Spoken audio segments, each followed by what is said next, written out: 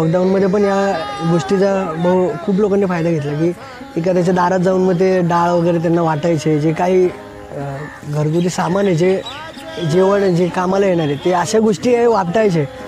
पण त्याचे कुठेतरी व्हिडिओ वगैरे काढून सोशल मीडियाला अपलोड करायची, मग आम्ही हे वाटलं ते वाटलं.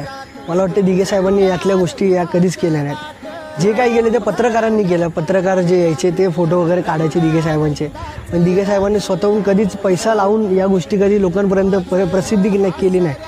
आज आपण एक बिस्किटचा पुडा वाटलं तो सोशल मीडियाला टाकतो, आज मी यांना वाटप केलं, आज एवढ्या मोठ्या प्रमाणात केलं.